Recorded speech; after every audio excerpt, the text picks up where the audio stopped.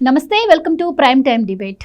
తిరుమల తిరుపతి లడ్డు కల్తీ అంశంపై వైసీపీ దుష్ప్రచారానికి అడ్డు అదుపు లేకుండా పోతుంది. నిన్న సుప్రీంకోర్టులో వాదనలు జరుగుతూ ఉండగానే మరి వైసీపీ అయితే టీడీపీ కూటమి ప్రభుత్వం పైన అపనిందలు వేసే ప్రయత్నం అయితే చేసింది. సుప్రీంకోర్టు చంద్రబాబుని ముట్టికాయలు వేసిందని, అలాగే కావాలని భక్తుల మనోభావాలు దెబ్బతీసినందుకు సుప్రీం సీరియస్ అయిందని కూడా చెప్పడం జరిగింది. ఇక ఈ రోజు విషయానికి వస్తే డీజీపీ ద్వారకా తిరుమలరావు గారు దీనిపైన ప్రెస్ మీట్ పెట్టి మరి సిట్ విచారణను వాదోపవాదాలు జరుగుతున్న నేపథ్యంలో నిలిపివేస్తున్నట్టుగా ప్రకటించారు. మరి దీనిపై కూడా వైసీపీ ప్రచారం అయితే ఆగట్లేదు. సో వీటన్నిటి గురించి కూడా ఈరోజు డిబేట్లో చర్చిద్దాం. మనతో పాటు డిబేట్లో పార్టిసిపేట్ చేసేందుకు స్టూడియోలో ఉన్నారు సీనియర్ పొలిటికల్ జర్నలిస్ట్ సత్యమూర్తి గారు, అలాగే మరో సీనియర్ పొలిటికల్ అనలిస్ట్ అంకంరావు గారు. నమస్కారం సార్. నమస్కారం అండి. నమస్కారం సార్. సో గతం నుంచి మనం చెప్పుకుంటున్నాం, ఎప్పుడు కూడా కోర్టుకి వైసీపీ గవర్నమెంట్ కానీ వైసీపీ ప్రభుత్వంగా ఎప్పుడు కూడా విలువిచ్చిన సందర్భాలు మనం ఎప్పుడు చూడలేదు. ఎప్పుడైనా జగన్మోహన్ రెడ్డి గారు వెళ్ళి ఆయన పెట్టుకునే కేసులేమో కానీ ఆయన మీద ఉన్న కేసులకి ఎప్పుడు కూడా ఆయన అటెండ్ అయింది లేదు. కానీ ఇప్పుడు వచ్చేసి సుప్రీంకోర్టు అంటే విలువ ఉన్నట్టు, సుప్రీంకోర్టు వాదనలు వీళ్ళు శిరస అంటే ఏవైతే జడ్జిమెంట్ ఉందో వీళ్ళు శిరస వహిస్తున్నట్టు ఒక అంశాన్ని పట్టుకొని నానా విధాలుగా, అంటే అక్కడ ఇంకా జడ్జిమెంట్ రాలేదు, వాదోపవాదాలు జరుగుతున్న టైంలోనే కూటమి ప్రభుత్వం టార్గెట్గా మాట్లాడుతూ ఉన్నారు. సో ఎలా చూడొచ్చు అంటారు అసలు సుప్రీంకోర్టులో జరిగిన వాదనలు ఏంటి? అలాగే మరి దీనిపై సిట్ విచారణను కూడా నిలిపివేస్తున్నట్టు డీజీపీ గారు ప్రకటించడం జరిగింది. సో కావాలని సుప్రీం హెచ్చరించడం వల్లే వీళ్ళు మానేశారని చెప్పి వైసీపీ ప్రచారం చేస్తోంది. సో ఏం జరిగిందంటారు, మీరేం చెప్తారు? ఇప్పుడు సుప్రీంకోర్టు ఇది తీర్పు చెప్పటం కాదు. ఇది నిన్న మొదటిసారి కేసు హియరింగ్కి వచ్చింది. ఒక 5 పిటిషన్లని వాళ్ళు కలిపి క్లబ్ చేసి తీసుకున్నారు. అందులో ఒక దాని మీద నిన్న వాదనలు ప్రారంభించారు. వాదనలు ప్రారంభించినప్పుడు ఏమవుతుంది అంటే, ఏదైతే పిటిషన్ని తీసుకుంటారో ఆ పిటిషన్కి సంబంధించి క్వశ్చన్లు అడుగుతారు. ఆ పిటిషన్లో ఉన్న సబ్జెక్ట్ మీద జడ్జిలు క్వశ్చన్లు అడుగుతారు. అందులో తప్పుపట్టాల్సింది ఏమీ లేదు. జడ్జిలు క్వశ్చన్లు అడిగినప్పుడు దానికి సంబంధించిన సమాధానాలు వాళ్ళు చెప్తారు. స్థూలంగా జరిగింది ఇది.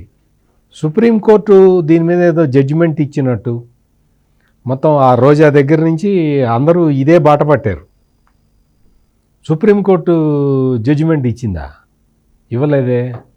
సుప్రీంకోర్టు అది కోర్టు ఫైండింగ్స్ కూడా కాదు, ప్రొసీడింగ్స్ జరిగేటప్పుడు జడ్జీలు కొన్ని క్వశ్చన్లు అడిగారు. జడ్జీలు అడిగిన క్వశ్చన్లకి సుబ్రహ్మణ్య స్వామి ఒక పిటిషన్ ఫైల్ చేశాడు. ఆ సుబ్రహ్మణ్య స్వామి పిటిషన్లో దాదాపుగా ఒక 16 క్వశ్చన్లు వేశాడు. ఆ క్వశ్చన్లని జడ్జీలు అడిగినట్టుగా చెప్తున్నారు. ఇప్పుడు ఈ కన్ఫ్యూజన్ అంతా జరుగుతున్నది అందుకు. జడ్జీలు కొన్ని క్వశ్చన్లు అడుగుతారు, సహజంగానే అడుగుతారు, అడగరా? కోర్టుకి వెళ్ళినప్పుడు జడ్జీలు కొన్ని క్వశ్చన్లు అడిగితే కదా వాటికి సమాధానాలు వచ్చేవి. జడ్జిమెంట్ వచ్చిన తర్వాత మాట్లాడుకోవాల్సిన విషయాలని వైఎస్ఆర్ కాంగ్రెస్ పార్టీకి సంబంధించిన నాయకులందరూ కూడా ముందరే మాట్లాడేస్తున్నారు. ఇంకా ఇంకొక విషయం, జగన్మోహన్ రెడ్డి గారు ఏం చెప్పారు, జడ్జి గారు కూడా అదే చెప్పారని ప్రచారం చేసుకుంటున్నారు. అదే చెప్పారు. జగన్మోహన్ రెడ్డి ఏం చెప్పాడు? జగన్మోహన్ రెడ్డి బాబాయ్ సుబ్బారెడ్డి ఏం చెప్పాడు? విజిలెన్స్ ఎంక్వైరీ ఆపాలి అన్నాడు. ఆపారా? ఆపలేదు కదా. చాలామంది ఏంటంటే ఈ రోజా దగ్గర నుంచి అందరూ కూడా ఈ జడ్జిమెంటు అంటే జడ్జీలు చేసిన వాళ్ళు అడిగిన క్వశ్చన్లని వాళ్ళకి అనుకూలంగా మలుచుకొని అసలు సుప్రీంకోర్టులో జరిగిన ప్రొసీడింగ్స్ మొత్తాన్ని వక్రీకరించి చెప్పుకుంటున్నారు. ఇది వాస్తవంగా జరుగుతున్నది. అందువల్ల దీన్ని చూసి ఎవరూ కంగారు పడాల్సిన అవసరం ఏమీ లేదు. అందుకనే మీరు చూస్తే పబ్లిక్లో ఈ వైసీపీ చేస్తున్న ప్రచారానికి ఎక్కడా కూడా స్పందన రావట్లే. అంటే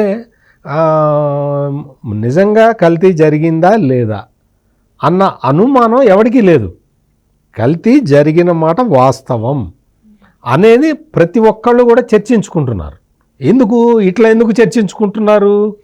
అంతకుముందు లడ్డు క్వాలిటీకి ఇప్పటి లడ్డు క్వాలిటీకి చాలా తేడా ఉంది. అప్పటి లడ్డు ఇట కింద పడేసినా కానీ అది పగిలేది కాదు. అంటే ఆ లడ్డు విడిపోకుండా బైండింగ్ ఏజెంట్లను పెట్టి దాన్ని గట్టిగా ఒత్తి పెట్టేవాళ్ళు. ఇప్పటి లడ్డు ఇట్లా పట్టుకుంటే ఇదైపోతుంది. ప్లస్ సుగంధం, మనకు అంతకు ముందర మాడవీధుల్లో వెళ్తూ ఉంటే అటు పోట్లలో నుంచి విపరీతమైన ఇది వచ్చేది, అసలు సుగంధాలు వెదజల్లేది. ఇప్పుడు లడ్డు చేతిలో పట్టుకొని, అప్పుడు జగన్మోహన్ రెడ్డి టైంలో లడ్డు చేతిలో పట్టుకొని వాసన చూసినా వాసన వచ్చేది కాదు. ఈ తేడాన్ని భక్తులందరూ గ్రహిస్తున్నారు. తిరుమలలో అన్నప్రసాదాల దగ్గర నుంచి అన్నిటిలో కూడా ఒక పవిత్రత మళ్ళీ తిరిగి వచ్చింది అన్న భావన భక్తుల్లో ఉన్నది. భక్తులు అక్కడికి వచ్చిన ప్రతి భక్తుడు కూడా సంతోషంగా తిరుమల నుంచి తిరిగి వెళ్తున్నాడు. అందువల్ల వైసీపీ వాళ్ళు ఏం ప్రచారం చేసినా కానీ ఎవరు నమ్మటానికి సిద్ధంగా లేరు. సుప్రీంకోర్టులో జరుగుతున్న ప్రొసీడింగ్స్ని అందరూ కూడా ఆసక్తిగా గమనిస్తున్నారు తప్ప వీళ్ళు అనుకుంటున్న ఇది ఇప్పుడు లేటెస్ట్గా కూడా సిట్టు దర్యాప్తు ఆపటం మా విజయం అని చెప్పుకుంటున్నారు. సిట్టు దర్యాప్తు ఆపలేదు. ఫర్ యువర్ ఇన్ఫర్మేషన్, సుప్రీంకోర్టులో కేసు నడుస్తూ ఉన్నది కాబట్టి వాళ్ళు 3వ తారీఖు కేసు వాయిదా వేశారు కాబట్టి ఈ లోపల కేంద్ర ప్రభుత్వ వైఖరిని కేంద్రం ఏమనుకుంటున్నది, ఇప్పుడు రాష్ట్ర ప్రభుత్వం సిట్టేసింది దానికి ఓకేనా, లేదు సిఐడి విచారణ వేస్తారా, లేదు ఏం చేస్తారు, ఏ దర్యాప్తు అని కేంద్ర ప్రభుత్వ అభిప్రాయాన్ని కనుక్కోండి అని చెప్పి సొలిసిటర్ జనరల్కి సుప్రీంకోర్టు న్యాయమూర్తి చెప్పారు కాబట్టి ఈ సిట్ ఎంక్వైరీని తాత్కాలికంగా ఆపారు. ఇది జరిగింది. అంటే ధర్మబద్ధంగా న్యాయబద్ధంగా ముందరికి వెళ్ళాలి అన్న ఆలోచన ఉన్నవాళ్లే ఈ నిర్ణయం తీసుకుంటారు. జగన్మోహన్ రెడ్డి లాగా దీన్ని రాజకీయాలకి వాడుకోవాలి అనుకున్నవాడు సిట్టు దర్యాప్తుని ఆపేవాడు కాదు. చెప్పలేదు కదా, సుప్రీంకోర్టు ఆర్డర్స్ ఇవ్వలేదు కదా, సుప్రీంకోర్టు సిట్టు మీద స్టే ఇవ్వలేదు కదా, మరి అయినా ఎందుకు ఆపారు? ధర్మబద్ధంగా న్యాయబద్ధంగా ఆలోచించి, లేదు సుప్రీంకోర్టు ఒక ఒపీనియన్కి వచ్చింది కాబట్టి, సుప్రీంకోర్టు ఒక కేంద్ర ప్రభుత్వాన్ని అడుగుతున్నది కాబట్టి మనం ఈ 2 రోజులు 3 రోజులు ఆగుదాము అని ఒక ధర్మబద్ధమైన నిర్ణయం తీసుకొని సిట్టు దర్యాప్తుని తాత్కాలికంగా ఆపారు. వైసీపీ వాళ్ళు ఇందులో సంతోషపడాల్సింది ఏమీ లేదు. ఆల్రెడీ సిట్టు ఇప్పటికి 3 రోజులు ఎంక్వైరీ చేసి కావాల్సిన ఆధారాలన్నీ సేకరించి పెట్టుకొని ఉంది. సార్, ఇప్పుడు సార్ చెప్పినట్టు ధర్మబద్ధంగా ఇప్పుడు ప్రభుత్వం వ్యవహరిస్తుంది కాబట్టి సిట్ దర్యాప్తుని తాత్కాలికంగా ఆపింది అని చెప్పారు. కానీ వైసీపీ ఎలా ప్రచారం చేస్తుందంటే అసలు చంద్రబాబు రాజకీయాలకు ఏది అతీతం కాదు, బుడమేరుది మా వల్లే మునిగిందని చెప్పారు. ఆ తర్వాత కాదంబరి జత్వాని విషయాన్ని తీసుకొచ్చారు, ఇవన్నీ తీసుకొచ్చారు. ఇప్పుడు లడ్డూను కూడా కావాలని చెప్పి రాజకీయాల కోసం ప్రచారం చేస్తూ ఉన్నారు. నిన్న కోర్టులో కూడా కోర్టు జడ్జి గారు సిద్ధార్థ లూథ్రాని అడిగారు, మీరు ఆధారాలు లేకుండా ఎలా ప్రజలకు చెప్తారు అని చెప్పి సిద్ధార్థ లూథ్రా నీళ్లు నమిలారని చెప్తున్నారు. అయితే సుప్రీంకోర్టు ఫైనల్గా అసలు దేవుణ్ణైనా రాజకీయాలకు దూరంగా ఉంచు చంద్రబాబు అని చెప్పి అన్నది చంద్రబాబు గారిని అని చెప్పి వాళ్ళు ప్రచారం చేస్తున్నారు. ఏం చెప్తారు మీరు? అంటే నాకు అర్థం కాని సమస్య 2 రోజుల నుంచి కాదు, చాలా రోజుల నుంచి ఉంది. సరే, న్యాయస్థానాల గురించి మాట్లాడకూడదని చెప్పి కొన్ని విషయాలు వాళ్ళ చెప్పేదాని గురించి, అసలు ఇది లడ్డూకు సంబంధించిన విషయంలో కల్తీ జరిగిందనే దాని గురించి విచారణ చేయాల్సింది. దీనికి సంబంధించింది ఇది రాష్ట్ర సమస్య, దేశ సమస్య. వీళ్ళు ఎవరి దగ్గరికి వెళ్ళాలి? రాష్ట్ర న్యాయస్థానం, అత్యుత్తమ న్యాయస్థానం దగ్గరికి వెళ్ళాలి. వీళ్ళు సుప్రీంకోర్టుకి ఎందుకు వెళ్ళారు? గతంలో ఇట్లాంటివి వచ్చినప్పుడు న్యాయస్థానం ధర్మాసనం మీద కూర్చున్నటువంటి న్యాయమూర్తులు మీరు ముందుగా రాష్ట్ర న్యాయస్థానంలోకి వెళ్ళండి అని చెప్పి పంపించారు కదా. దీని గురించి అసలు ఎందుకు పంపించలేదు? దీనికంటే ముందు ఈ విశ్వనాథన్ గారు 2013 నుంచి కూడా జగన్మోహన్ రెడ్డికి సంబంధించినటువంటి సిబిఐ కేసులకు సంబంధించి విచారణలో వాదించిన వ్యక్తి కదా. మరి ఈయన ఇప్పుడు దీని గురించి ఎలా మాట్లాడతారు? చాలా సందేహాలు ఉన్నాయి ఇప్పుడు జరుగుతున్న దాంట్లో. ఇప్పుడు నాకు దీంట్లో ఒక విషయం మాత్రం చాలా స్పష్టంగా కనపడుతుంది. మొన్న జగన్మోహన్ రెడ్డి గారు ఏమన్నారు? ఇతర రాష్ట్రాల నుంచి భారతీయ జనతా పార్టీ వాళ్ళు వచ్చి మనుషులు తీసుకొని వచ్చి తిరుపతి కొండ మీద కాడ కూర్చొని ఉన్నారు ఇబ్బంది పెట్టడానికి అని చెప్పి మాట్లాడారు. ఈ సుబ్రహ్మణ్య స్వామి ఏ రాష్ట్రానికి చెందిన వ్యక్తి? అతను దీంట్లో ఎందుకు వచ్చాడు? ఈ 16 ప్రశ్నలు సంధించింది అతనే కదా, అతనికి దీనికి ఏంటి సంబంధం? గతంలో చూసుకుంటా ఉంటే జగన్మోహన్ రెడ్డి గారు ముఖ్యమంత్రిగా ఉన్న సందర్భంగా ఇదే సుబ్రహ్మణ్య స్వామి గారితో చెన్నై నుంచి తిరుపతి వచ్చి, తిరుపతిలో దర్శనం అయిపోయిన తర్వాత తిరుపతి నుంచి ప్రత్యేకంగా అమరావతి వచ్చి జగన్మోహన్ రెడ్డి గారిని కలిసిన తర్వాత బయటకు వచ్చి తిరుమల తిరుపతి దేవస్థానాన్ని కేంద్రానికి అప్పచెప్పాలన్న పెద్ద మనిషి ఇతను. రాష్ట్ర విభజన జరిగినప్పుడే, తమిళనాడు నుంచి మనం విడిపోయినప్పుడే ఆ రోజే వాళ్ళు చేయాల్సిందంతా చేశారు. ఆ రోజు మనం మద్రాసు నగరాల్లో మనకున్నటువంటి 42% వాటాన్ని వదులుకున్నాం కాబట్టి మనకి తిరుపతి విషయంలో వాళ్ళు అడ్డుపడకుండా తిరుపతి మనం తీసుకున్నాం. ఈ విషయాన్ని చాలామంది మర్చిపోతున్నారు. అప్పటి నుంచి వాళ్ళకి చాలా ప్రత్యేకమైనటువంటి ద్వేషం ఆంధ్ర రాష్ట్రం మీద ఉంది, తమిళియన్స్ రాజకీయ నాయకులకి. అందుకు ఉదాహరణ బైఫర్కేషన్ జరిగినప్పుడు వాళ్ళు ప్రవర్తించిన తీరు. ఎవరి వల్ల? చిదంబరం వల్ల జరిగింది ఇదంతా. ఇప్పుడు మళ్ళీ ఈ సుబ్రహ్మణ్య స్వామి అనే వ్యక్తిని తీసుకొచ్చి నాటకాలు ఆడుతున్నారు. ముందు దీని గురించి ప్రశ్నించాలి కదా న్యాయస్థానం. మీరు అక్కడ ఏం మాట్లాడారు? కింద న్యాయస్థానం దీని గురించి విచారించారా? అక్కడ ఏం చెప్పింది? మా దగ్గరికి వచ్చారు, ఎందుకు వచ్చారని మాట్లాడాలి కదా. ఇప్పుడు ఇట్లా జరుగుతున్న విషయాల్లో నిజంగా అయితే గతంలో స్కిల్ డెవలప్మెంట్ దానికి సంబంధించి ఇదే న్యాయస్థానానికి వెళ్ళినప్పుడు చంద్రబాబు నాయుడు గారి గతంలో వాదించానని చెప్పి అప్పుడు న్యాయమూర్తి గారు పక్క తప్పుకున్నారు కదా. తప్పుకోవాలా వద్దయినా? ఈరోజు మాట్లాడుతూ ఉన్నారు. ఇప్పుడు ఇందుట్లో ఆయన ఏం మాట్లాడనే దానికంటే కూడా రేపు 4వ తారీఖు దాకా మనం కూడా వేచి చూడాలి. నేను కాదని అంటలేదు దాని గురించి. కానీ జరుగుతున్న పరిణామాలు ఏంటి? ఎవరి సుబ్బారెడ్డి, ఎవరి కరుణాకర్ రెడ్డి, ఎవరి ధర్మారెడ్డి? ధర్మారెడ్డికి ఏ హోదా ఉందని చెప్పని అక్కడ దాంట్లో నియమించారు, విరుద్ధంగా నియమించారు కదా. ఏఆర్ డైరీకి వాళ్ళకి నిబంధనలను సడలించేసి, ఇంకోటి వాళ్ళు 250 రూపాయలకి నెయ్యి కొంటున్నారండి. సత్యమూర్తి గారు, గోవర్ధన్ గారు బాగా వినండి మీరు. 250 రూపాయలకి నెయ్యి కొంటున్నారు. 319 రూపాయలకు తిరుమల దేవస్థానానికి ఇస్తున్నారు. ఆ డైరీ వాళ్ళకి 69 రూపాయలు లాభం వస్తుంది. ఇక్కడ దేవుని కోసం చేయట్లేదు, వాళ్ళు వ్యాపారం చేస్తున్నారు. ఏ ప్రాతిపదికన ఇచ్చారు వాళ్ళకి? ఇది కదా మాట్లాడాల్సింది. లడ్డు గురించి మాట్లాడుతున్నారు, లడ్డు ఉందా అని చెప్పని. కల్తీ జరిగింది నేతిలోనా లడ్డులోనా? నెయ్యి వల్ల జరిగిందనే కదా ఇప్పుడు జరుగుతున్నటువంటిది. దాని గురించే కదా ట్యాంకర్స్ని వెనక్కి పంపించింది. కానీ ఇన్ని మనం ఎంతైతే వాళ్ళు ప్రచారం చేసుకుంటున్నారో, ఎంత ఆర్గ్యుమెంట్ అయితే అక్కడ ఏం జరగలేదు. జస్ట్ 2 క్వశ్చన్లు జడ్జి అడిగారు. అంటే ప్రూఫ్స్ ఎలాగా లేకుండా, లేకపోతే మీరు భక్తుల మనోభావాలు దెబ్బతినవా, ఎట్లా జరిగింది? సో ఆ 2 మాత్రమే ఆయన అడగడం జరిగింది. మిగతాదంతా కూడా ఈ వైసీపీ చేసుకునే ఫేక్ ప్రచారమే అంటున్నారు. నిస్సందేహంగా అందులో అనుమానమే ఉంది. అక్కడ అడిగిన దాంట్లో కూడా చాలా స్పష్టంగా సెకండ్ ఒపీనియన్ తీసుకోమన్నారండి. సెకండ్ ఒపీనియన్ ఎప్పుడు తీసుకుంటారు? ఒక డాక్టర్ గారి దగ్గరికి వెళ్తే, నేను పల్లెటూరులో ఉంటాను, నాకు తెలిసిన దగ్గరలో పట్టణం ఉన్న డాక్టర్ గారి దగ్గరికి వెళ్తాను, అక్కడికంటే హైదరాబాద్లో మంచిది, మీరు అక్కడికి వెళ్ళండి అన్నారనుకోండి, అప్పుడు వచ్చి నేను నా అభిప్రాయం చెప్పండి అని చెప్పని నేను వైద్యుడిని అడుగుతాను. కానీ ఇక్కడ భారతదేశంలో ప్రథమ స్థానంలో ఉన్నటువంటి గుజరాత్లో ఉన్నటువంటి ఈ NDDB అంటే నేషనల్ డైరీ డెవలప్మెంట్కి సంబంధించిన ఈ సంస్థకి, ఆ ల్యాబొరేటరీకి ISI ముద్ర ఉండి ప్రథమ స్థానంలో ఉంది. అక్కడ వాళ్ళే ఇచ్చిన తర్వాత ఇంకెక్కడికి వెళ్తాం? ఇప్పుడు కింద మున్సిపల్ కోర్టులో వాదిస్తాం, న్యాయం జరగదు. జిల్లా కోర్టుకు వస్తాం, న్యాయం జరగదు. హైకోర్టుకు వస్తాం, న్యాయం జరగదు. అప్పుడు కదా సుప్రీంకోర్టుకి వెళ్ళేది. సుప్రీంకోర్టు తీర్పిచ్చిన తర్వాత మనం అక్కడికైనా వెళ్తామా?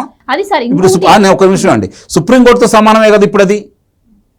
అంటే 2వ ఒపీనియన్ అడగాలి అని చెప్పని న్యాయమూర్తి గారు అడిగారు అంటే దాని గురించి ఒకసారి మనం విశ్లేషణ చేసుకోవాలని చెప్పి నేను మాట్లాడుతున్నాను. విశ్లేషణ అంటే డైరెక్ట్ వాళ్ళు హైకోర్టుకు కూడా వెళ్ళకుండా సుప్రీంకోర్టుకి వెళ్ళారు. మీరన్నట్టు హైకోర్టుకి వెళ్తే అది సుప్రీంకోర్టుకి మళ్ళీ వాళ్ళు వెళ్ళి ఉండేవాళ్ళు ఇక్కడ ఎదురు దెబ్బ తగిలితే. కానీ అక్కడ సుప్రీంకోర్టుకి వెళ్ళారు కాబట్టి కోర్టు కూడా ఏదో ఒకటి చెప్పాలి. అంటే అక్కడ ప్రూఫ్స్ ఏమీ లేకుండా, అంటే ఎంక్వైరీ జరుగుతుంది ఆధారాలు లేకుండా సుప్రీంకోర్టు కూడా ఏది తేల్చి చెప్పలేదు కాబట్టి, సరే ఎంక్వైరీ అయితే కంటిన్యూ చేయండి.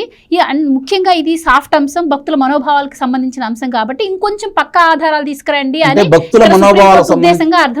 భక్తుల మనోభావాలకు సంబంధించి దేవుని గురించి వాళ్ళు మాట్లాడుతూ ఉన్నారు. సత్యమూర్తి గారు, నాకు అర్థం కాని విషయం ఏంటంటే, శాసనసభ్యుడైనా, గ్రామ సర్పంచ్ అయినా, లేదంటే ప్రధానమంత్రి అయినా, రాష్ట్రపతి అయినా ఏ విధంగా ప్రమాణం చేస్తారండి? మేము రాగద్వేషాలకు అతీతంగా, కులమతాలకు అతీతంగా అనే కదా ప్రమాణ స్వీకారం చేసేది. అలాంటి ప్రధానమంత్రి, అలాంటి రాష్ట్రపతి దేవాలయాలకి, చర్చిలకి, మసీదులకి వెళ్ళేసి ప్రార్థనలు చేస్తే ఏం సందేశం ఇస్తున్నట్టు? న్యాయమూర్తులు ఈరోజు నిన్న వచ్చారు కదా, అత్యుత్తమ న్యాయమూర్తి చంద్రచూడ్ గారు కూడా తిరుమల దేవస్థానానికి వచ్చి డిక్లరేషన్ మీద ఆయన పరివారం ద్వారా ఇప్పించారు కదా. అంటే ఇక్కడ ఇంకోటి దీనికన్నిటికంటే ముఖ్యంగా ఇప్పుడు న్యాయస్థానానికి వెళ్తే నేను తప్పు చేశానని సత్యమూర్తి గారు నా మీద అభియోగం మోపితే అక్కడ ముందుగా వచ్చినటువంటి జవాను భగవద్గీతను పెట్టి దేవుని మీద ప్రమాణం చేయమని చెబుతున్నారు కదా. అంటే న్యాయస్థానంలోనే దేవుడి గురించి ప్రస్తావన ఉంది కదా. అంటే అంత మహిమాన్వితుడైనా కదా దేవుడు. దాని గురించి వీళ్ళు ఎందుకు మాట్లాడుతున్నారు? ఒక న్యాయమూర్తి అలా మాట్లాడొచ్చా? ఒకసారి ఆలోచించండి. అంటే మనం సాధారణంగా ఏంటంటే న్యాయమూర్తి అడిగిన పర్పస్ అదంతా కూడా వేరు కాబట్టి మనం న్యాయమూర్తి గురించి మాట్లాడాల్సిన అవసరం లేదు. కానీ కాదా అట్లా మాట్లాడితే తప్పనే కదా వాడు చెబుతుంది. ఇక్కడ ఏంటి అంటే ఇక్కడ జరుగుతున్న పరిణామాలు ఏంటంటే దీన్ని రాజకీయ అంశంగా వైఎస్ఆర్ కాంగ్రెస్ పార్టీ దానికే వస్తున్నాను సత్యమూర్తి గారు, దానికే వస్తున్నాను. అంటే వీళ్ళు మాట్లాడి దైవం గురించి మాట్లాడారు కదా, రాజకీయ అంశం చేసింది ఎవరు? రాజకీయ అంశంగా చేస్తున్నది ఎవరు? చంద్రబాబు నాయుడు గారు రాజకీయ అంశం చేయలేదుగా, ఈఓ గారు చేయలేదుగా. ఇది 5 సంవత్సరాల నుంచి నలుగుతున్నటువంటి వివాదమే కదా. గత 3 సంవత్సరాల నుంచి లడ్డు నాణ్యత మీద, తిరుమల దేవస్థానం పైన కొండ మీద హరినామస్వరం వినపడుతుందా? గత 3 సంవత్సరాలు వినపడిందా? లేదు కదా. ఆపేశారు కదా. నిత్యం ఆ నామస్మరణ ఉండేది కదా. దాన్ని ఆపేసింది వీళ్ళే కదా, ఈ ప్రభుత్వం వాళ్ళే కదా. ఇప్పుడు ఎవరైతే వెళ్ళారో ఈ సుబ్బారెడ్డి గారి పరిపాలన ఉన్న సమయంలోనే కదా అక్కడ జరిగింది. కరుణాకర్ రెడ్డి గారు ఉన్న సమయంలోనే కదా జరిగింది. ఇదే సుబ్రహ్మణ్య స్వామి వెళ్ళిన సందర్భంగా జరిగింది కదా. అదే సుబ్రహ్మణ్య స్వామి ఆ రోజు నిత్యం హరినామస్మరణ వినపడేది, ఎందుకు ఆపేశారని మాట్లాడా? అంటే నేను న్యాయమూర్తిని విమర్శించట్లేదు సత్యమూర్తి గారు, ఇక్కడ నా సందేహాలు అడుగుతున్నాను నేను. అంతే మీరు విమర్శించారని కాదు. జనరల్గా ఏంటి అంటే దీన్ని ఇప్పుడు సుప్రీంకోర్టులో నిన్న జరిగిన ప్రొసీడింగ్స్ని జగన్మోహన్ రెడ్డి తన రాజకీయ అవసరాలకి ఎట్లా వాడుకుంటున్నాడు అనేది ఇక్కడ చాలా స్పష్టంగా కనపడుతూ ఉంది. ఇదే అంశాన్ని రాజకీయంగా వాడుకున్న తర్వాత రాజకీయాలు వాడుకోవద్దన్న న్యాయస్థానం సుమోటా తీసుకోవాలా వద్దా? అదే ఇప్పుడు ఏంటి అంటే ఇప్పుడు ప్రస్తుతం జరుగుతున్న చర్చ ఇదే. సుప్రీంకోర్టులో నిన్న జరిగిన ప్రొసీడింగ్స్ని జగన్మోహన్ రెడ్డి పూర్తిగా రాజకీయం కోసం వాడుకుంటున్నాడు. సుప్రీంకోర్టు జడ్జీలు తీర్పు చెప్పేసినట్టుగా అవును ఇతను ప్రచారం చేస్తున్నాడు. కాబట్టి ఇప్పుడు అందరూ మొత్తం దేశంలో ఉన్న వెంకటేశ్వర స్వామి భక్తులందరూ కూడా ఇప్పుడు అంకమరావు గారు చేసిన డిమాండ్ చేస్తున్నారు. సుప్రీంకోర్టు జడ్జిమెంట్ ఇచ్చిందా? ఇవ్వలేదు కదా. ప్రొసీడింగ్స్ని జడ్జిమెంట్ లాగా ఈ వైఎస్ఆర్ కాంగ్రెస్ పార్టీ నాయకులు ఎట్లా చెప్తారు? దీన్ని సుమోటోగా తీసుకుంటారా అని ఇప్పుడు అంకమరావు గారు అడుగుతున్నది. అది ఖచ్చితంగా it is a valid point. నీకు సుప్రీంకోర్టు జడ్జిమెంట్ ఇచ్చిన తర్వాత ఆ జడ్జిమెంట్ మీద కూడా విమర్శలు చేయకూడదు. ఆ జడ్జిమెంట్ని రాజకీయ అవసరాల కోసం వాడుకోకూడదు. ఈ విషయంలో కాదు, ఏ విషయంలో అయినా సరే జడ్జిమెంట్ వచ్చిన తర్వాత జరిగే పరిణామాలు రాజకీయంగా ఎవరికి ఉపయోగపడతాయి అనేది అది వేరే విషయం. కానీ ఇక్కడ పరిస్థితి ఏంటి అంటే ఇక్కడ ఇంకా కోర్టులో మొత్తం వాదోపవాదాలు ఇంకా ఒక మొదటి రోజు జరిగినాయి. కొన్ని పిటిషన్లు 5 పిటిషన్లని క్లబ్ చేశారు. ఒక పిటిషన్ని తీసుకున్నారు. 16 ఆయన లేవనెత్తిన 16 అంశాలను మాత్రమే అడిగారు. అందులో ఆ క్వశ్చన్లు చదివి ఇది ఎంతవరకు కరెక్ట్, ఇది ఎంతవరకు కరెక్ట్. వాస్తవంగా ఇందాక అంకమరావు గారు చెప్పిన పాయింట్ కూడా ఇదే.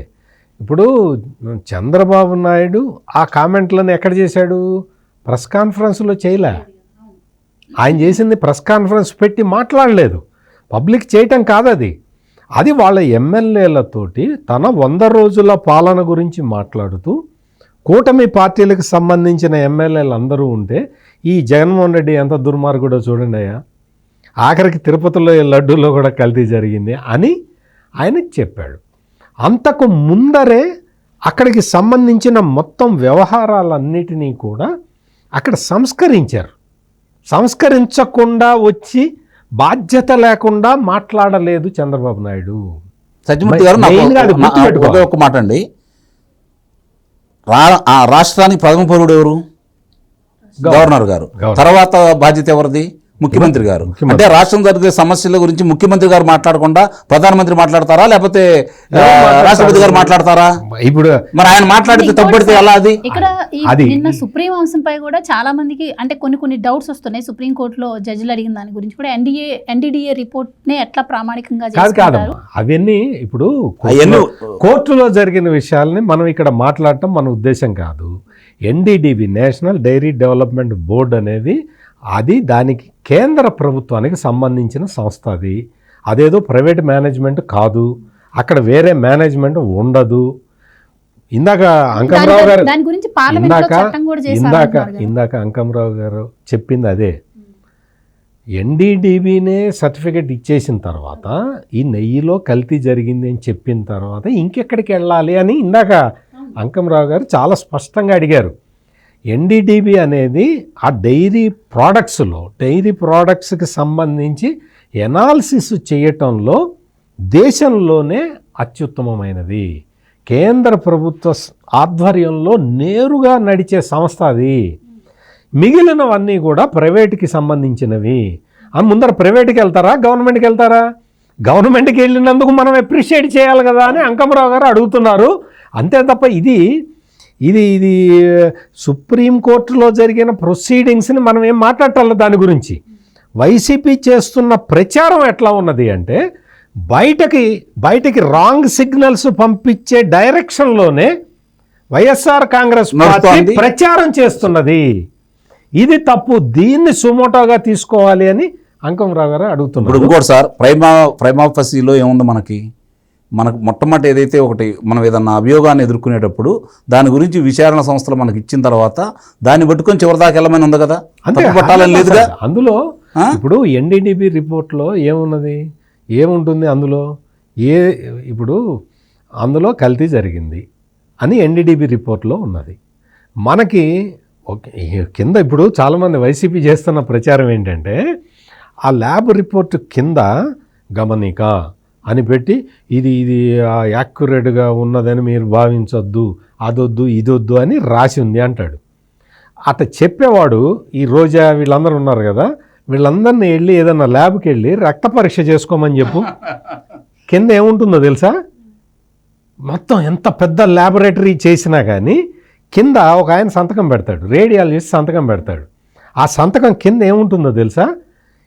ఈ టెస్టులు మేము స్టాండర్డ్ ఆపరేషనల్ ప్రొసీజర్ ప్రకారం చేశాము, ఇందులో వేరీ ఉండొచ్చు, ఏదైనా మార్పులు ఉండటానికి అవకాశం ఉంటుంది అని రాసి రేడియాలజిస్ట్ సంతకం పెడతాడు. ఎందుకు పెడతాడు? మనం కింద రాసి ఉన్నా కానీ ఆ బ్లడ్ రిపోర్ట్నే డాక్టర్ దగ్గరికి తీసుకెళ్తాం, డాక్టర్ ఆ బ్లడ్ రిపోర్ట్ని చూసే మందులు ఇస్తాడు నీకు. అంటే కింద రాస్తారు. ఎందుకు రాస్తారు అంటే అది స్టాండర్డ్ ఆపరేషనల్, దీని ప్రకారం బలానా మెథడ్ ప్రకారం చేశాము, ఈ మెథడ్లో యాక్యురసీ ఇంత ఉంటుంది. అంటే 99.1% యాక్యురసీ అన్నాం అనుకో, 0.9% లేదని కదా, యాక్యురసీ లేదని కదా. అంటే దాన్ని బట్టి నువ్వు డిసైడ్ చేస్తావా? నీకు బ్లడ్ శాంపుల్ నువ్వు ఇచ్చిన తర్వాత వచ్చిన రిపోర్టులో కింద ఏముంటుందో ఈ జగన్మోహన్ రెడ్డి చదువుకోవాలి. జగన్మోహన్ రెడ్డి, వైవి సుబ్బారెడ్డి, కరుణాకర్ రెడ్డి వీళ్ళు చదువుకుంటే కింద నేను ఇప్పుడు ఏం చెప్పానో అది ఉంటుంది. ఇంకెప్పుడు బ్లడ్ రిపోర్టు డాక్టర్ దగ్గర తీసుకెళ్ళి సార్ ఇది కరెక్టా సార్ అని అడిగితే డాక్టర్ అంటాడు పో నన్ను అడుగుతావు ఏంటంటే ల్యాబ్ వాడిని అడుగుపో అంటాడు. ల్యాబ్ వాడి దగ్గరికి వెళ్ళి అడిగామనుకోండి ఏం చెప్తాడు? అయ్యా నేను చేసిన మెథడ్ ప్రకారం ఆ లెక్కలు వచ్చినాయి, డాక్టర్ దగ్గరికి వెళ్ళి మందు తెచ్చుకోపో అంటాడు. ఇక్కడ కూడా సేమ్ అదే జరుగుతున్నది. ఇక్కడ జరిగింది ఏంటి అంటే ఇప్పుడు సిట్ దర్యాప్తు వాటికి సంబంధించిన ఇది వీళ్ళు ఇప్పుడు ఆపారు. నిజంగా ధర్మబద్ధంగా నడిచే ప్రభుత్వం కాబట్టి సిట్ దర్యాప్తుని మళ్ళీ సుప్రీంకోర్టు చెప్పిన దాకా ఆగుదామని చెప్పి ఆపారు. ఇందులో యాక్చువల్గా మొత్తం అన్ని డీటెయిల్స్ ఉన్నాయి. ఏం కంగారు పడక్కర్లా ధర్మారెడ్డి, నువ్వేం కంగారు పడాల్సిన అవసరం లేదు. అన్ని డీటెయిల్స్ అన్నీ సిట్కి వచ్చేసినాయి ఆల్రెడీ. 2024 మార్చిలో టీటీడీ ఘీ సప్లైకి పిలిచిన టెండర్లలో premier agro foods, Kriparam dairy, Shri Parag milk, Shri Vaishnavi, AR dairy foods ఇవి పార్టిసిపేట్ చేసినాయి. ఇవి పార్టిసిపేట్ చేసి 220 నుంచి 414 వరకు రేట్ కోట్ చేసినాయి ప్యూర్ గీ ఇస్తామని. ఇక్కడ మనం గమనించాల్సింది ఏంటంటే మేము కల్తీ నెయ్యి ఇస్తామని ఎవడు చెప్పడగా ప్యూర్ ఆవు నెయ్యి ఇస్తాము, స్వచ్ఛమైన ఆవు నెయ్యి ఇస్తాము అని వాళ్ళు చెప్పారు. టీటీడీ తన కండిషన్స్లో ఈ కండిషన్స్లో అడిగింది కూడా అదే. ఈ ప్రొక్యూర్మెంట్ కండిషన్లో స్వచ్ఛమైన ఆవు నెయ్యి కావాలి అంటే మేము ఇస్తామని వచ్చారు. వీళ్ళందరూ కూడా రేటు కోడ్ చేశారు. Reverse tender. మనకి జగన్మోహన్ రెడ్డి తెచ్చిన అరిష్టం ఏంటంటే రివర్స్ టెండర్. నువ్వు పోలవరాన్ని నాశనం చేసింది రివర్స్ టెండర్తోనే. ఇప్పుడు వెంకటేశ్వర స్వామి ప్రసాదంలో కల్తీ జరిగిచ్చింది కూడా ఈ రివర్స్ టెండర్తోనే. ఇది గమనించాల్సింది. ఇక్కడ మొత్తం ఈ టెండర్లని ఇప్పుడు లేటెస్ట్ నిన్నొచ్చి కరుణాకర్ రెడ్డి పెద్ద పత్తిత్తు మాటలు చెప్తున్నాడు కదా. ఈ టెండర్లని ఏఆర్ డైరీ ఫుడ్స్కి ఇచ్చింది కరుణాకర్ రెడ్డి సమయంలోనే ఈ టెండర్లు ఫైనల్ అయినాయి. కరుణాకర్ రెడ్డి ఏమో టెండర్లు ఫైనల్ చేస్తాడు, కోర్టుల్ని కూడా రాష్ట్ర ప్రజల్ని, దేశ ప్రజల్ని, వెంకటేశ్వర స్వామి భక్తుల్ని మిస్లీడ్ చేసే విధంగా వైవి సుబ్బారెడ్డి కోర్టుకు వెళ్తాడు. మీరు గమనించండి, వీళ్ళ దొంగ నాటకాలు ఎట్లున్నాయో మీరు ఈజీగా గమనించవచ్చు. టెండర్లు ఫైనల్ చేసిందేమో కరుణాకర్ రెడ్డి, విజిలెన్స్ దర్యాప్తు ఆపమని సుప్రీంకోర్టుకి వెళ్ళిందేమో వైవి సుబ్బారెడ్డి. ఎట్టెళ్తావు? టెండర్లు ఫైనల్ చేసింది నువ్వు కాదు కదా సుబ్బారెడ్డి, నువ్వేమో విజిలెన్స్ దాని మీద వెళ్తావు. నువ్వు టెండర్లు ఫైనల్ చేసిందేమో కరుణాకర్ రెడ్డి. ఇందాక సుబ్రహ్మణ్య స్వామి గురించి అంకంరావు గారు చాలా బాగా చెప్పారు. ఆయన అసలు ఈ రాష్ట్రం వాడు కాదు కదా, ఇక్కడ తమిళుడు. ఆయన ఇప్పుడే కాదు, మొదటి నుంచి ఆయన పద్ధతి అదే, రటమతం సిద్ధాంతం అనమాట. ఇందిరాగాంధీ దగ్గర నుంచి ఆయనకి ఇదే గోల, కోట్ల చుట్టూ తిరగటం. ఒక కోట్ల లిటిగెంట్ అంటారు ఆయన్ని. ఆయన ఇప్పుడు ఇందులో ఇన్వాల్వ్ అయ్యాడు. ఇప్పుడు ఈ మొత్తం దీన్నంతా కూడా తప్పుదో పట్టించే విధంగా వైఎస్ఆర్ కాంగ్రెస్ పార్టీ ప్రయత్నం చేస్తున్నది. ఇక్కడ ఏఆర్ డైరీ ఫుడ్స్ ప్రోడక్ట్ తమిళనాడులో దిండిగల్ దగ్గర ఉంటుంది. వైష్ణవి డైరీ తమిళనాడు కేంద్రంగా ఉన్న ప్లాంట్ తిరుపతిలో ఉంటుంది. ఇది ఏం చేస్తారు? వీళ్ళ ట్యాంకర్లు వాళ్ళ ట్యాంకర్లు ఒకటే. పైన శ్రీ వైష్ణవి అని ఉంటుంది, ఏఆర్ డైరీ నుంచి తీసుకొస్తున్నట్టు చెప్తారు. అంటే ఇందాక టెండర్లో పాల్గొన్న పేర్లు చెప్పా కదా నేను. అంటే ఈ కంపెనీలన్నీ సిండికేట్ అయినాయా? సిండికేట్ అయితే అయిన విషయము కరుణాకర్ రెడ్డికి తెలుసా తెలీదా? తెలియకపోతే చైర్మన్గా అన్ఫిట్, తెలిసి ఆపకపోతే చైర్మన్గా అన్ఫిట్. ఈ రెండిట్లో ఏది వాస్తవం? కరుణాకర్ రెడ్డి చెప్పాలి. ఇప్పుడు కరుణాకర్ రెడ్డి స్పష్ట కోర్టులో చెప్తాను, న్యాయస్థానంలో ఏం చెప్తాడో చెప్పుకొని. వెంకటేశ్వర స్వామి భక్తులకి చెప్పాల్సిన విషయం ఏంటంటే ఈ టెండర్లో పార్టిసిపేట్ చేసిన కంపెనీలన్నీ సిండికేట్ అయినాయి. మొత్తం మీకు వాటి లెక్కలతో సహా చెప్తా. మీకు ట్యాంకర్లు, నెంబర్లు ఇవన్నీ కూడా సిట్ దీంట్లో ఆల్రెడీ ఇప్పటికే వచ్చిన సబ్జెక్టు. మీకెట్టా తెలిసిందే అంటే నేను జర్నలిస్ట్ని, నాకు ఇటువంటి విషయాలే తెలుస్తాయి. ఈ కంప్లైంట్లు ఈ మొత్తం కూడా. ఇంకోటి ఏంటి, టీటీడీలో మేము టెస్ట్ చేసాం 18 సార్లు టెస్ట్ చేసామని చెప్తాడు ఈ జగన్మోహన్ రెడ్డి. టీటీడీలో టెస్ట్ చేసేది నెయ్యి శాంపుల్లో నెయ్యి ఎట్లుంది, వాసన ఎట్లుంది అని పైనుంచి చూసేవే, దాని డెన్సిటీ అవి వాటికి సంబంధించే.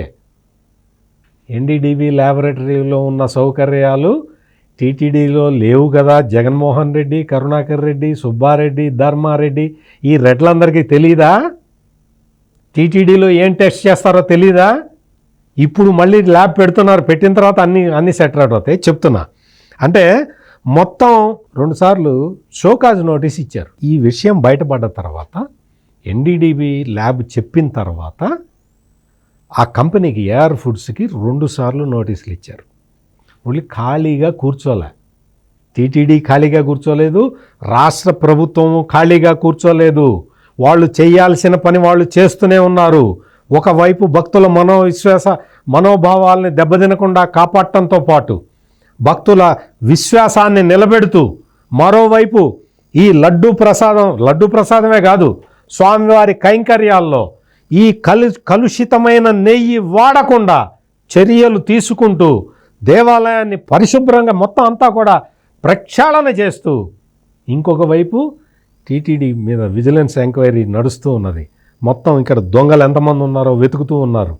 ఇవన్నీ చర్యలు తీసుకుంటున్నారు తప్ప రాష్ట్ర ప్రభుత్వం విశ్రాంతి తీసుకోలేదు, టీటీడీ విశ్రాంతి తీసుకోలేదు. ఇదేదో రాజకీయంగా వాడుకుందామని కాదు చెప్పింది.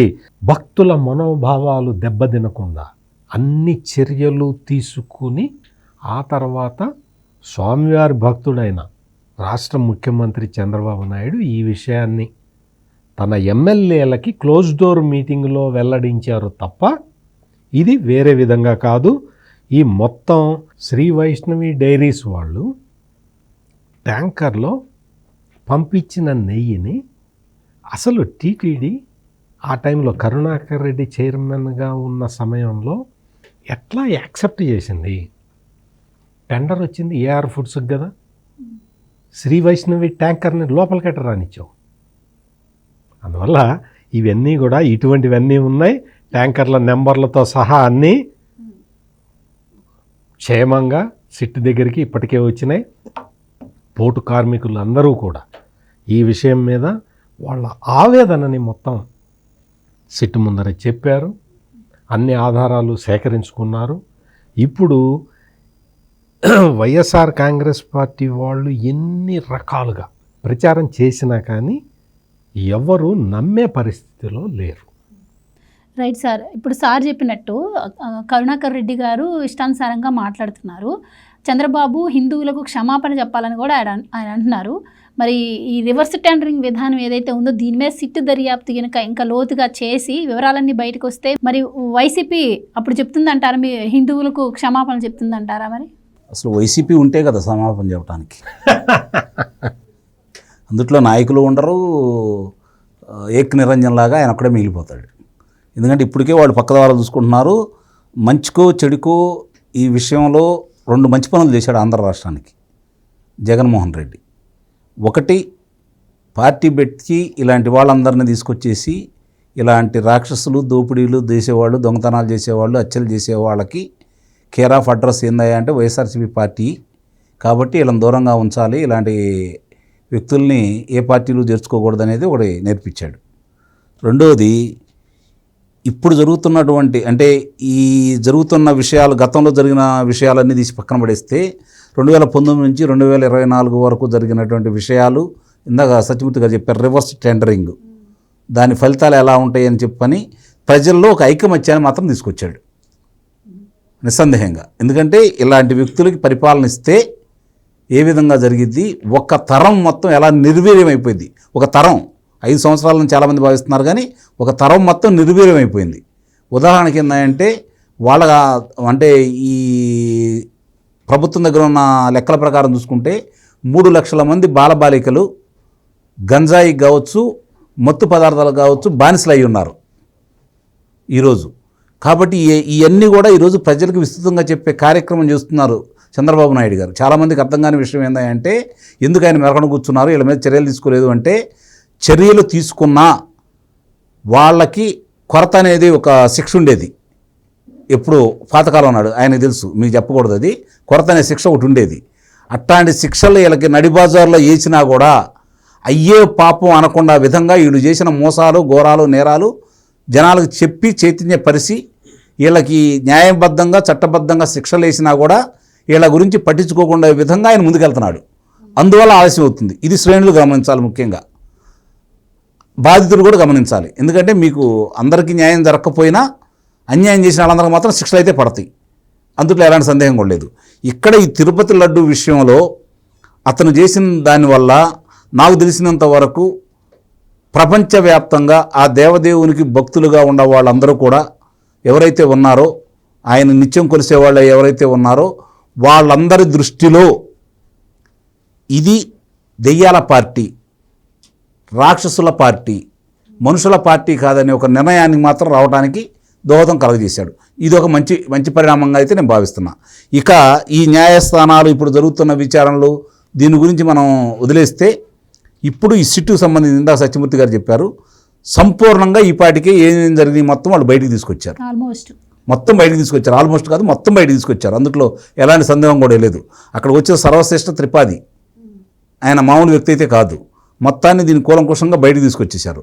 ఈ బయటికి తీసుకొచ్చిన తర్వాత ఈరోజు అతను చేసిన ఇంకో మంచి పని ఏంటంటే, వీళ్ళు చేసే అన్యాయాలకి అక్రమాలకి వంతపాడి భుజం తట్టి ప్రోత్సహించి మేము ఉన్నాం, నువ్వు చేయాల్సినంత నువ్వు చేయి, తర్వాత సంగతి మేము చూసుకుంటామని చెప్పని అక్కడ కూర్చొని నాటకం ఆడిన వాళ్ళకు కూడా ఈరోజు కాళ్ళకి చక్రబంధం వేసి పారేశాడు. ఇదొక మంచి పరిణామం.